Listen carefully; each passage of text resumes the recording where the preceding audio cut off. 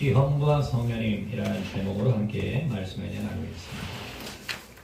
대한민국이 행복하게 잘 살기 위해서는 우리의 평화를 위협하는 적들을 잘 알아야만 합니다. 만일 적들을 무시하거나 또 무지하다면 무슨 일을 어떻게 당하게 될지 아무도 모릅니다. 영적인 세계도 동일합니다. 하나님과 하나님 나라의 의와 평강과 희락의 삶을 방해하는 영적인 대적을 알지 못하면 우리의 삶에는 큰 낭패가 있을 수 있습니다. 성경이 가르치는 하나님은 우리에게 행복을 주시기를 원합니다. 그러나 이를 시기하고 질투하며 거짓과 악으로 하나님과 우리의 관계를 방해하는 세력도 성경은 분명하게 말씀하고 있습니다. 우리는 하나님과 함께 어떻게 하나님 나라의 행복을 누리며 나눌 수 있을까 잘 알아야만 합니다. 성경의 교훈을 따라서 두 가지로 은혜를 받겠습니다. 첫째로 절대 잊지 말아야 할 것은 행복을 방해하는 시험에 대해 분명히 알고 경계해야 하는 것입니다. 행복을 방해하는 시험에 대해 분명히 알고 경계해야 합니다. 하나님이 우리에게 놀라운 은혜를 베풀어 주시고 또 행복을 주길 원하시고 우리의 삶에 의와 평강과 희락을 주길 원하시는데 이와 같은 하나님의 놀라운 행복과 은혜를 방해하는 세력이 있다는 걸 성경이 말씀해요. 창세기 3장 1사절 한 번 더 읽습니다. 시작. 그런데 뱀은 여호와 하나님이 지으신 들짐승 중에 가장 완교하니라. 뱀이 여자에게 물으되 하나님이 처음으로 너희에게 동산 모든 나무의 열매를 먹지 말라 하시더니와 여자가 뱀에게 말하되 동산 나무의 열매를 우리가 먹을 수 있으나 동산 중앙에 있는 나무의 열매는 하나님의 말씀에 너희는 먹지도 말고 만지지도 말라. 너희가 죽을까 하노라 하셨느니라. 뱀이 여자에게 이르되 너희가 결코 죽지 아니하리라. 첫사람 아담과 하와에게 하나님의 놀라운 은혜를 베풀어 주셨죠. 에덴 동산을 만드시고 그곳에서 행복을 누리게 하셨어요. 하나를 금했습니다. 선악을 아는 나무의 열매는 먹지 마라. 먹으면 죽는다 말씀이에요. 그런데 이 하나님의 놀라운 말씀을 거짓으로 속이는 세력이 다가옵니다. 성경은 뱀이라고 말씀하지만 뱀 배후에 사단 마귀가 이 하와에게 다가와서 유혹합니다. 이때 이 하와가 헷갈리는 말을 해요. 하나님의 말씀을 분명하게 붙잡지 않고 헷갈려 합니다. 뭐라 말씀하느냐면 이 하와가 정령 죽으리라 라는 말씀을 이렇게 바꾸죠. 죽을까 하노라 라고 바꿔요. 하나님의 말씀에 대한 분명한 확신이 없고 말씀의 기준을 붙잡지 못하고 있으니 이때 이 뱀이 뭐라 그러느냐 맨 마지막 말씀에 결코 죽지 아니하리라. 이 거짓말로 하와를 속이고 있는 것입니다. 이러한 속이는 자, 시험하는 자가 다가왔을 때 속이는 자를 분별하고 잘 대적하지 못한 하와 아담을 통해 전 인류에게 타락과 아울러 심판이 임하게 되었다는 걸 성경이 말씀하고 있는 것입니다. 하나님 우리에게 놀라운 은혜를 베풀어 주기를 원하시고 복을 주기를 원하시고 행복을 주기를 원하시고 은혜를 주기를 원하시는데 중간에 이것을 방해하고 도둑질하는 세력이 있다는 것 아울러 우리가 잘 알고 있어야 합니다. 성경의 역사를 통해 보면 이 시험하는 자에게 넘어진 사람들을 잘 말씀하고 있고 특별히 시험하는 자에게 넘어졌을 때 삶 가운데는 다양한 낭패가 다가오는 것을 성경이 말씀하고 있어요. 이스라엘의 초대 왕이었던 사울이 하나님 앞에 선택을 받았고 선택받았을 때 처음에는 겸손하게 하나님을 섬기며 이스라엘을 잘 다스렸어요. 그런데 이 사울에게 장군이 하나 생기게 되죠. 그 유명한 다윗 장군이 세우게 되어지는데 이 다윗이 사울보다 더 인기가 많아요. 여기에 이 사울 왕의 마음 가운데 시기와 질투의 마음이 불같이 올라오게 됩니다. 이 시기와 질투의 마음을 통해서 악한 영이 역사하게 된다는 걸 성경이 말씀하고 있어요. 사무엘상 19장 9절에서 10절 같이 시작. 사울이 손에 단창을 가지고 그의 집에 앉았을 때 여호와께서 부르시는 암령이 사울에게 접하였으므로 다윗이 손으로 수금을 탈 때에 사울이 단창으로 다윗을 벽에 박으려 했으나 그는 사울의 앞에 피하고 사울의 창을 벽에 박힌지라. 사울 왕이 멀쩡하던 사울 왕에게 악령이 역사한다라고 우리 성경이 말씀하고 있어요. 악한 영은 왜 역사하는가? 다윗에 대한 시기질투의 마음이 가득 차고 그걸 틈타서 이 악령이 사울 왕에게 임하게 되어서 어떠한 역사를 이루느냐? 악령이기 때문에 악한 일을 하게 되죠. 다윗을 죽이기 위해 창으로 던지는 모습을 보게 됩니다. 이 사울왕의 마지막은 여러분이 잘 아시다시피 아주 비참하게 삶을 마감하게 되는 것을 우리는 확인하게 되죠. 여러분, 사울 왕이 어떤 왕이에요? 이스라엘의 초대 왕입니다. 왕이었던 사울이 악한 영에게 눌려서 이와 같은 어처구니 없는 일을 하게 되고 나아가 그의 삶이 낭패로 떨어지는 것을 확인하게 됩니다. 뿐만 아니라 이스라엘 역사 가운데 가장 탁월했던 왕이 다윗 왕이에요. 이 다윗 왕은 하나님 앞에 많은 시험을 받고 또 훈련을 받았던 왕입니다. 그래서 이 다윗 왕은 많은 하나님 앞에서의 테스트 그리고 훈련을 통해서 하나님만 섬기고 하나님만 의지하고 하나님을 높이는 자로 변화되었던 왕이죠. 그런데 이 다윗 왕이 이렇게 훈련받을 때는 하나님을 바라보고 하나님을 의지하고 하나님을 따라갔지만 성공한 뒤에 이 다윗도 실수를 하게 된다는 것입니다. 그가 이루어 놓았던 많은 것들을 본인이 이룬 것처럼 착각을 하게 되고 그 마음 가운데 교만이 올라오게 됩니다. 여기에 사단이 역사를 합니다. 역대상 21장 1절 같이 시작. 사울이 일어나 이스라엘을 대적하고 다윗을 충동하여 이스라엘을 대조하게 하느니라 했어요. 여기 다윗을 충동했다 그랬잖아요. 악한 마귀는 와서 감동을 주는 게 아니라 충동질을 합니다. 충동을 해서 하나님의 뜻을 거스리게 하는데 이스라엘을 계수했다라는 건 이 이스라엘의 군대가 얼마나 많이 세워졌는가를 계수한다라는 그런 말씀이에요. 내가 이렇게 군대를 잘 치리하고 이스라엘을 잘 다스렸더니 군대가 이렇게 많아졌다라는 것을 계수했다라는 그와 같은 말씀인 것입니다. 다윗의 이와 같은 잘못 때문에 이스라엘 민족 7만 명이 죽게 되는 그와 같은 심판을 받게 된다라는 것입니다. 사울 왕도 악한 영의 역사에, 다윗 왕도 사단의 역사에서 수많은 사람이 죽게 되는 그러한 역사를 성경이 기록하고 있어요. 그러므로 여러분 우리의 삶 가운데에도 사울 왕도 그랬고 다윗 왕도 그랬다면 우리의 삶 가운데도 시험하는 자가 다가와 역사할 수 있다는 걸 잊으면 안 됩니다. 신앙으로 넘어오게 되면 예수님의 첫 번째 가는 제자 베드로도 주님을 가까이 따라가며 주님께 영광을 돌렸던 그런 제자이지만 무지함 때문에 예수님에 대한 무지함, 예수님의 사역에 대한 무지함 때문에 사단의 역사 가운데 통로가 됩니다. 마태복음 16장 23절 같이 시작.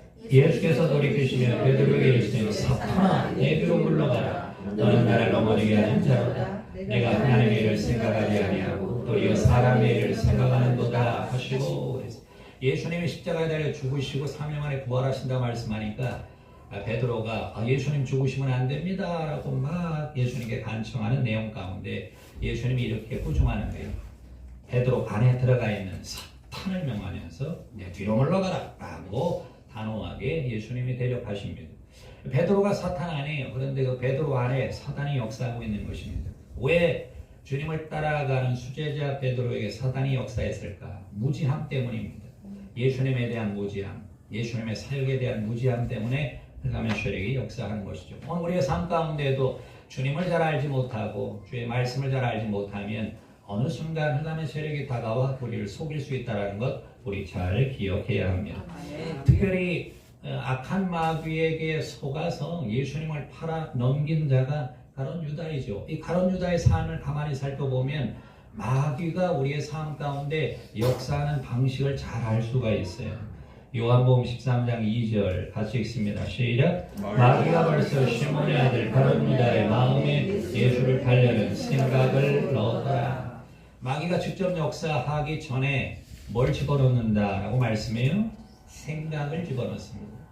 예수님을 팔려는 생각을 먼저 집어넣어요. 그런데 원래 이 가룟 유다는 어떤 사람이냐? 예수님의 제자 그룹 가운데 돈꾀를 맡은 사람이에요. 즉 회계를 맡았던 사람이죠. 그런데 성경은 뭐라 말씀하느냐면 돈꾀 안에 돈을 자기 마음대로 유용했던 자가 바로 가룟 유다라고 말씀하고 있어요. 즉 돈에 대한 욕심이 있는 사람입니다. 돈에 대한 욕심이 있는 가룟 유다에게 악한 마귀가 찾아와서 먼저 직접 마귀가 역사하는 게 아니라 생각을 먼저 집어넣는다는 걸 말씀하고 있어요.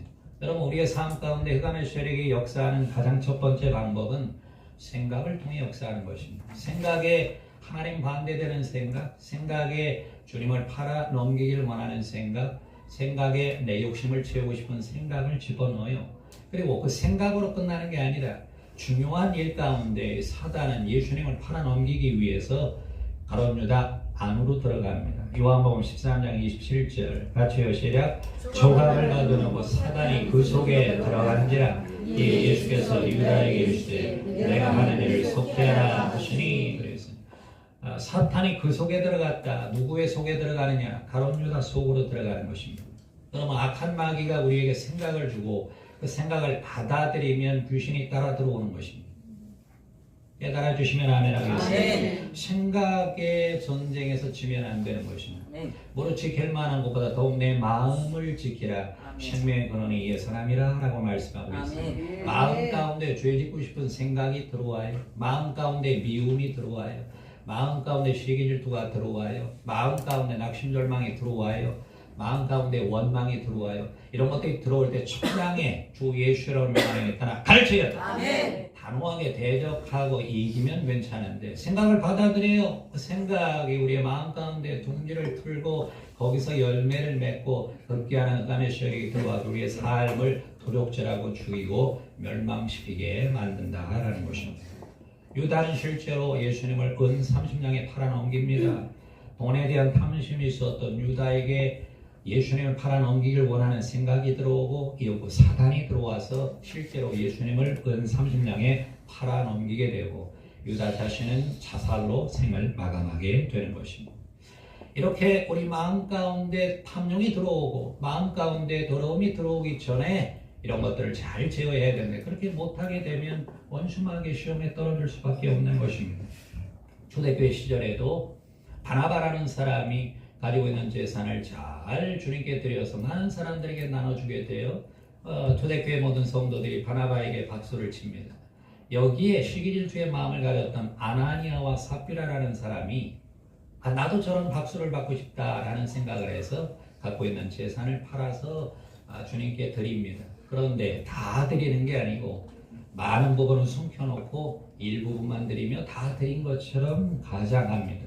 여기에 사도행전 5장 3절 이렇게 말씀해요. 같이요 시작. 베드로가 이르되 아나니아여 어찌하여 사탄이 내 마음에 가득하여 내가 성령을 속이고 땅값 얼마를 감수하느냐. 성령은 이걸 잘 아신다는 것입니다.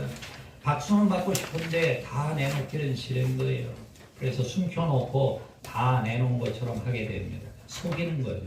여기에 성령께서 정확하게 아시고 아나니아와 삽비라 부부를 심판하고 즉결로 다 죽이게 되죠.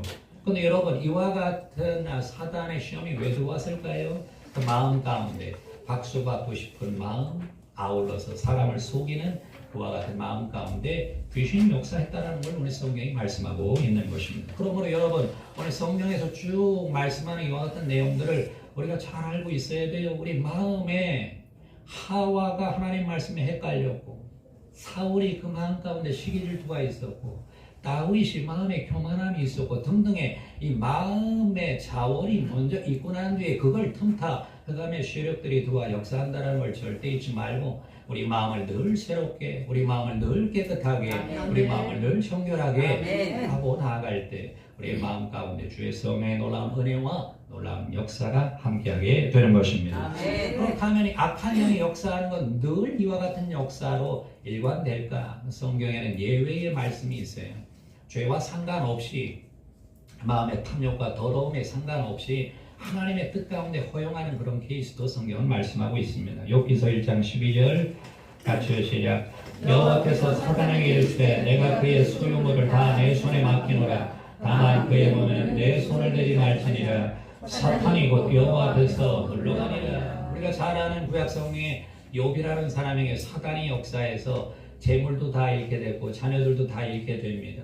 그런데 이와 같은 여러 가지 고난의 배후에는 욥의 마음에 탐욕이나 죄가 있었다고 성경이 말씀하고 있잖아요. 하나님은 욥을 동방의 의인이라고 칭찬하고 굉장히 높입니다.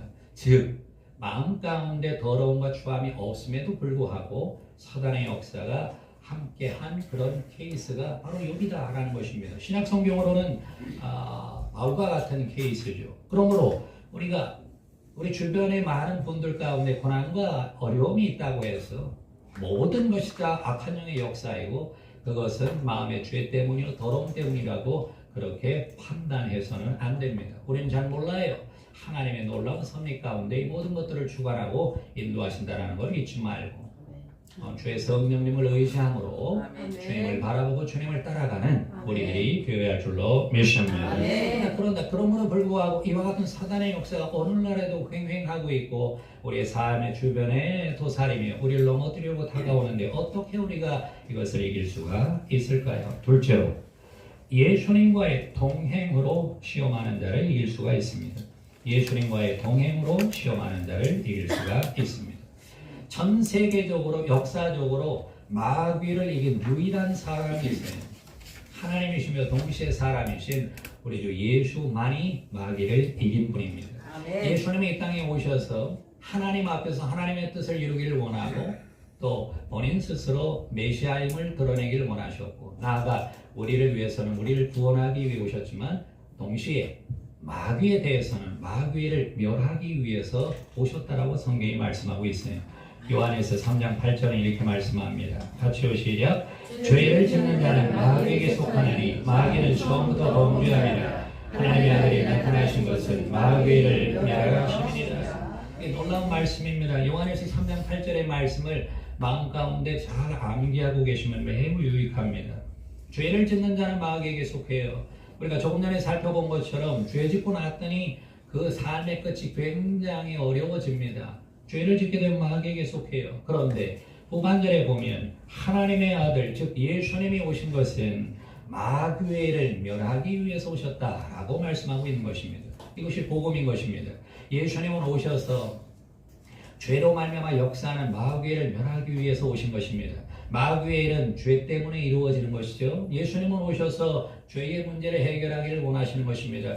죄의 문제가 해결되면 우리가 하나님과 화목하게 되는 것뿐만 아니라 죄의 문제가 해결되면 마귀의 올무에서 건진 바 되는 것입니다. 믿으시면 아멘 하겠습니다. 죄의 문제가 해결되면 하나님과의 관계가 회복됩니다. 아울러 우리는 구원받아요. 마귀에 대해서는 죄의 문제가 해결되면 자유케 되는 놀라운 은혜가 있다라는 것입니다. 신앙생활은 입체적으로 봐야 돼요. 하나님과 우리와의 관계, 나와의 관계, 나와 사단과의 관계를 연관지어서 예수 그리스도의 십자가의 은혜를 우리가 잘 이해해야 하는 것입니다. 뿐만 아니라 우리 주 예수 그리스도께서 오신 이유는 히브리서 2장 14, 15절에 이렇게 말씀하고 있어요. 같이 시작. 자녀들은 혈과 육에 속하였으며 그도 또한 같은 모양으로 혈과 육을 함께 지니심은 죽음을 통하여 죽음의 세력을 잡은 자 곧 마귀를 멸하시며 또 죽기를 무서워함으로 한평생 매여 종로로 타는 모든 자들을 놓아주려 하시니 그랬어요. 히브리서 2장 14, 15절도 반드시 암기해 놓으셔야 되는 말씀이에요. 영적 전쟁에서 매우 중요한 능력 있는 말씀입니다. 두 번째 줄에 보시면 예수 그리스도께서 죽으심으로 말미암아 그랬어요. 예수 그리스도의 십자가의 죽음을 말씀합니다. 이 죽으심을 통해 어떤 일이 이루어지느냐? 그 다음 구절에 죽음의 세력을 잡은 자 곧 마귀를 어떻게 하신다고요? 멸하신다. 여러분 예수님이 죽었는데 어떻게 마귀의 일이 멸해질까요? 예수님이 죽으셨는데 어떻게 마귀가 멸해질 수 있을까요? 마귀는 죄와 사망의 세력을 잡고 있는 자예요. 죄로 말미암아 사망의 형벌을 받게 됩니다. 예수님이 십자가에서 우리의 죄를 담당하시고 그 죄의 값인 사망을 청산해 버리셨어요. 그래서 악한 마귀는 더 이상 죄와 사망이 청산되었기에 더 이상 역사할 수가 없게 되는 것입니다. 믿으시면 아멘 하겠습니다. 예수님이 십자가에 달리셔서 우리의 죄를, 우리의 사망을 대신 담당해 버리시고 끝내셨어요. 그러므로 악한 마귀는 끝난 것에 더 이상 역사를 할 수가 없는 것입니다. 믿으시면 아멘 하겠습니다. 뿐만 아니라 실제적으로도 죽은 자에게는 그 어떤 권세와 역사도 이루어질 수가 없는 것입니다. 예수님이 죽으셨다라는 것은 죽은 상태의 사망의 세력에 할아버지의 사망의 세력을 갖고 있다 할지라도 죽은 자에게는 아무런 권세와 능력을 행사할 수가 없는 것입니다. 믿으시면 아멘 하겠습니다. 이 세상의 죽음의 세력 가운데 가장 강력한 죽음의 세력이 뭐예요? 핵무기를 통해서 사람을 죽인다고 생각해 보세요. 핵무기를 통해서 사람을 죽인다 할지라도 살아있는 사람들이라는 무섭지 죽은 사람에게는 아무런 번세가 이루어질 수가 없는 것입니다. 그러므로 여러분 예수 그리스도께서 십자가에서 죽으셨다는 건 죽음의 세력을 잡은 자 마귀를 실제적으로 무장해제시켰다는 것을 말씀하고 있는 것입니다.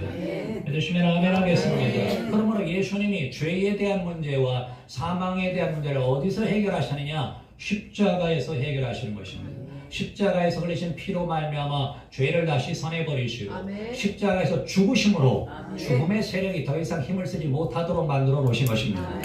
믿으시면 아멘 하겠습니다. 예수님이 죽으심으로 죽음의 세력이 더 이상 힘을 쓸 수 없도록 역사해 주신 것입니다. 그리고 이것을 확증하기 위해서 예수님이 3일 만에 부활하셨어요. 부활하신 이유는 예수님은 죄 때문에 죽을 이유가 없다는 것입니다. 예수님은 죄가 없는 분이에요. 그래서 죽을 이유가 없어요. 왜 예수님이 죽으셨을까요? 우리의 죄를 위해 우리의 허물을 대신 담당하시고 죽으셨고 그 죄에 대한 값으로 죽으신 이후 죽음을 청산해버렸다는 걸 확인하기 위해서 하나님께서 예수님을 다시 살리신 것입니다.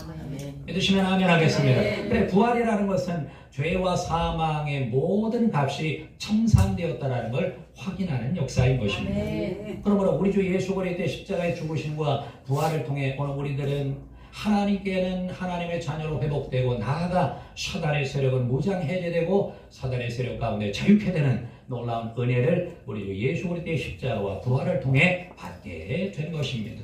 이것을 믿음으로 받아들이게 되면 오늘 우리의 삶 가운데 놀라운 역사가 함께하는 것입니다. 더 이상 흑암의 세력이 우리의 삶 가운데 다가와 역사할 수가 없는 것입니다. 더 이상 사망의 세력이 우리를 누를 수가 없는 것입니다. 더 이상 시험하는 자가 우리에게 다가와 죄로 인해 우리를 유혹하고 우리를 쓰러뜨릴 수가 없게 되는 것입니다. 그런데 실제로 우리의 신앙생활 가운데 악한 마귀가 역사하고 시험의 세력이 역사하고 사망의 세력이 역사하는 것은 왜일까요? 이것은 성경의 말씀 가운데 불법이라고 말씀하고 있는 것입니다. 지금 흑암의 세력은 불법으로 역사하는 것입니다. 진리를 모르는 사람들에게 불법으로 잡아서 죄의 문제, 사망의 문제로 사람들을 얼라매고 지금도 도둑질하고 죽이고 멸망시키고 있어요. 여러분, 불법적으로 역사하는 흑암의 세력을 그냥 두면 안 되고 주님께서 우리에게 베풀으신 놀라운 은혜, 무기를 통해 이 흑암의 세력을 대적하고 내어 쫓아버려야 되는 것입니다.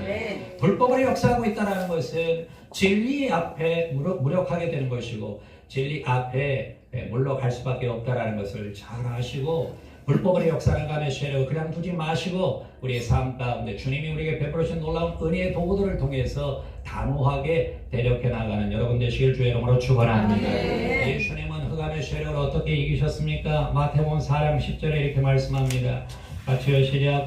이에 예수께서 말씀하시되 사탄아 물러가라. 기록되었을 때 주 너희 하나님께 경배하고 강한 그를 섬기라 하였느니라. 마귀는 거짓의 아비인 것입니다. 거짓말로 다가올 때 하와가 정령 죽으리라 라고 단호하게 나아갔다면 이 하와는 심판을 받지 않아요. 하와는 타락하지 않아요.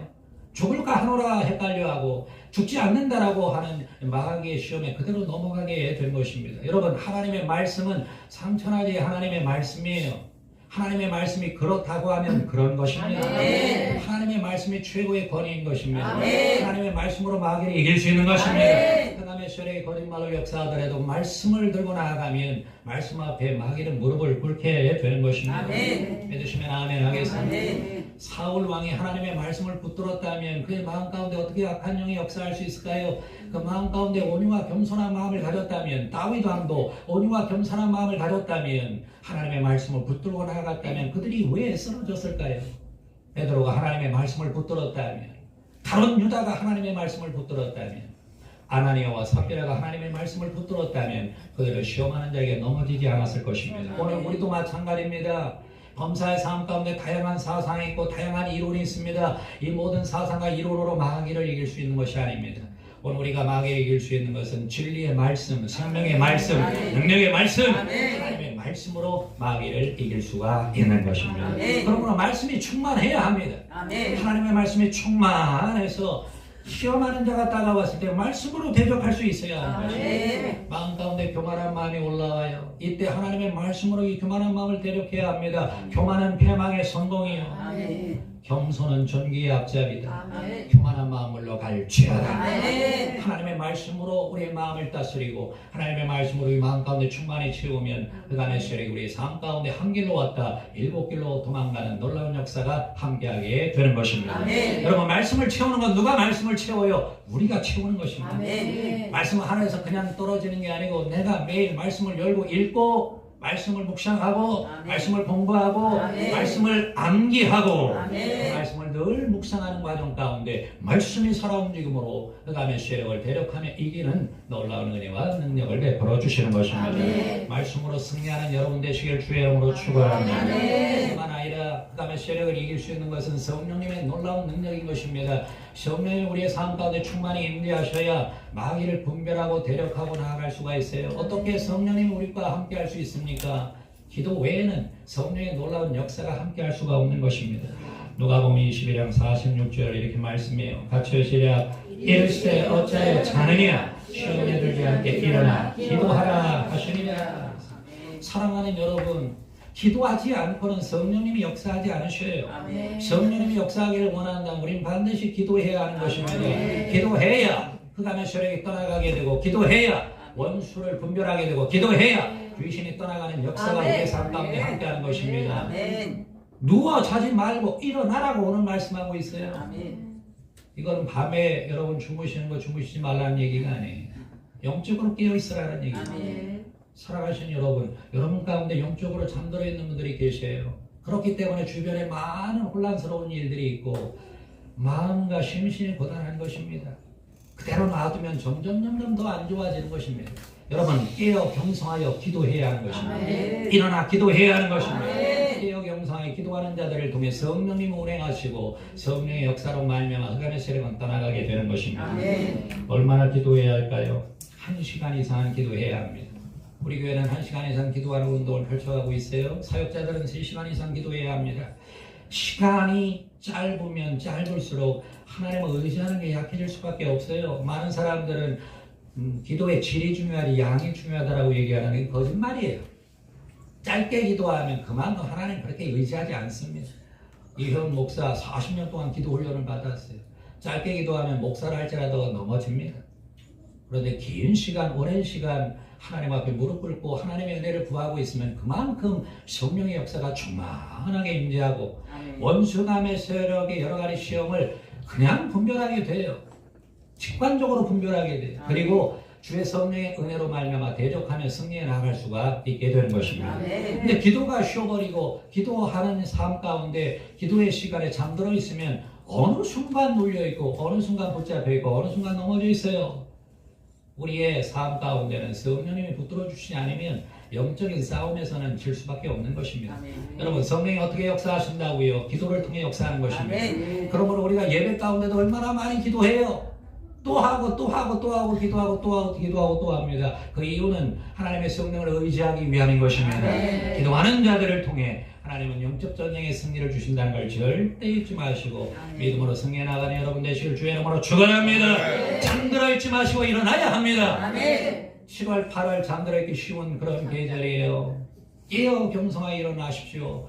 그래야 우리를 통한 하나님의 놀랍고 위대한 역사가 우리를 통하여 우리 교회를 통하여 이루어지게 될 줄로 믿습니다. 이렇게 말씀과 기도를 통해 우리가 나아갈 때 실제로 우리의 신앙생활은 하나님과 좋은 관계를 맺고 예수님을 따라가며 성령을 의지하고 나아가는데 실제 신앙생활의 양상 가운데는 싸움이 있다는 걸 확인하게 됩니다. 디모데전서 6장 12절 같이요 시작. 믿음의 선한 싸움을 싸우라. 영생을 취하라. 그를 위하여 내가 부르심을 받았고 많은 증인 앞에서 선한 증언을 하였구나. 믿음의 은혜를 구합니다. 믿음의 복을 구합니다. 믿음의 사랑을 구합니다. 하나님 우리에게 베푸신 놀라운 은혜들이 있는데 오늘 말씀이 뭐라 그래요? 믿음의 선한 뭐요? 싸움을 싸우라 라고 말씀하고 있습니다. 신앙생활은 싸움이 있는 것입니다. 신앙생활에는 하나님이 우리에게 주시는 놀라운 은혜가 있지만 신앙생활은 동시에 원수 마귀와의 싸움이 있다는 걸 우리는 절대로 잊지 말아야 되는 것입니다. 악한 흑암의 세력이 하나님이 우리에게 주신 의로움을 뺏으려고 하고 하나님이 우리에게 주시는 평강을 뺏으려고 하고 하나님이 우리에게 주시는 기쁨을 뺏으려고 합니다. 하나님이 나에게 주신 영혼이 잘 때 같이 범사가 잘 되고 강건한 은혜를 뺏으려고 해요. 여러분 눈 뜨고 당하지 마시고 하나님의 성령의 은혜 가운데 싸워야 하는 것입니다. 단호하게 싸워서 불법을 행하는 자들에게 주 예수로 명하나니 묶임받고 떠나 갈채어야 돼. 당연히 새로 묶임받고 떠나 갈채어야 돼. 나의 삶의 지경의 역사는 더러우시라 묶임받고 떠나 갈채어야 돼. 마음에 불안과 답답함이 다가올 때 불안 답답함을 그냥 두지 마시고 예수의 이름으로 대적하십시오. 주 예수를 명하나니 불안은 떠나 갈채어야 돼. 걱정과 근심은 물러 갈채어야 돼. 하나님의 성령의 놀라운 은혜로 내 가슴 가운데 내 마음 가운데 충만히 채워지기를 원한다면 싸움에서 이겨야 하는 것입니다. 오늘 믿음의 선한 싸움을 싸고 영생을 취하라고 주님께서 말씀하고 있어요. 이 싸움에서 지면 다 쓰러지는 것입니다. 이번 주간, 지난 주간 월드컵 계속 진행되고 있죠. 지난 금요일 날 10시에 월드컵이 있어서 그거 보려고 열심히 제가 준비하고 주님께 간절히 기도하면서 준비하고 있습니다. 그 시간에 우리 교회에 무슨 일이 있어서 나와야 되는 상황이라 교회에 나와가지고 월드컵을 못 보게 되는구나 라고 생각을 하고 교회에 들어오는데 밑에 관리실장님이 핸드폰을 보고 계셔요. 뭘 보나 봤더니 월드컵을 보고 계시는 거예요. 아니 어떻게 핸드폰에서 월드컵을 보세요? 그랬더니 틀면 나온다는 거예요. 그런가요? 그러고 들어가 봤더니 틀면 나오더라고 진짜. 그래서 제가 교회 뒤에서 앉아서 핸드폰으로 보고 있었는데 교회 일도 같이 했는데 처음에 1차전에 이겼는데 2차전엔 졌잖아요. 1차전에 이겼더니 영광을 다 받습니다. 2차전에 졌더니 별의별 비난과 또 많은 또 판단이 또 있습니다. 이기면 영광이 있지만 지면 영광은 사라지는 것입니다. 영적 세계도 마찬가지. 이겨야 하는 것입니다. 영적 싸움에서 이기지 않으면 모든 걸 다 빼앗길 수밖에 없는 것입니다. 우리가 이와 같은 영적인 싸움에서 이길 수 있는 유일한 방법은 이기신 예수 그리스도를 따라가는 것입니다. 히브리서 11장 2절 같이 시작. 믿음의 주여 또 온전하게 하시는 이 예수를 바라보자. 그는 그 앞에 있는 기쁨을 위하여 십자가를 참으사 부끄러움을 개의치 아니하시더니 하나님 보좌 우편에 앉으시니라. 여러분 이 말씀을 잘 보세요. 후반절을 보세요. 하나님 보좌 우편에 앉으셨다고 말씀해요. 하나님 보좌 우편이란 영광스러운 자리인 것입니다. 예수님 모든 사역을 마치시고 하나님 보좌 우편에 앉으셨어요. 그런데 하나님 보좌 우편에 앉기 전에 말씀을 봐보세요. 믿음의 주에 또 온전하게 하시는 예수를 바라보자. 그 다음에 그는 그 앞에 있는 기쁨을 위하여 뭘 참아요? 십자가를 참으시고 뭘 개의치 않아요? 부끄러움을 개의치 않아요. 십자가를 참고 부끄러움을 개의치 않을 때 우리의 귀한 사역 가운데 하나님이 베풀어 주시는 놀라운 은혜의 놀라운 영광이 임하기 전 영적인 싸움에서 우리가 승리할 때 영적인 싸움에서 우리가 승리할 때 영적인 싸움에서 우리가 승리할 때 그것이 십자가고 그것이 부끄러움이라 할지라도 영적인 싸움에서 승리할 때 하나님 보좌 우편의 영광의 자리에 앉게 된다는 걸 예수님이 우리에게 보여주고 계세요. 여러분 우리의 삶 가운데 영적인 싸움에서 승리하기를 원한다 할 때 예수 그리스도의 승리의 삶을 우리가 늘 기억하고 예수 그리스도를 따라가야 하는 것입니다. 내 힘과 능력으로 이길 수 없습니다. 예수님이 이기셨기 때문에 예수님을 따라가면 우리의 삶에 승리가 함께할 수 있는 것입니다. 예수님이 이기셨어요. 예수님이 십자가를 개의치 않고 부끄러움을 개의치 않으시고 모든 영적 전쟁에서 승리하시며 나아가 하늘보좌 우편에 앉으셨어요. 우리도 예수님을 따라가면 하늘보좌 우편에 앉는 놀라운 영광이 우리의 삶 가운데 함께할 수가 있게 되는 것입니다. 범사의 삶에 영적인 싸움이 있다는 걸 잊지 마시고 영적 세력이 주변에 있다는 걸 절대 잊지 마시고 영적인 눈을 뜨시고 말씀에 충만하시고 기도에 충만한 가운데 하나님의 성령의 도우심 가운데 영적인 싸움에 승리함으로 하나님 우리 베풀어 주신 놀라운 복을 받고 누리고 나아가 나눠주며 우리가 맡기는 위한 사역을 잘 감당하는 우리 순복음 영광교회가 되어야 할 줄로 믿습니다. 하나님의 영광은 이기는 자에게 있는 것입니다. 우리 영광교회가 이기는 교회가 되어야 할 줄로 믿습니다. 승리하는 여러분 되시길 주의 이름으로 축원합니다. 기도하겠습니다. 좋으신 하나님 감사합니다. 시험에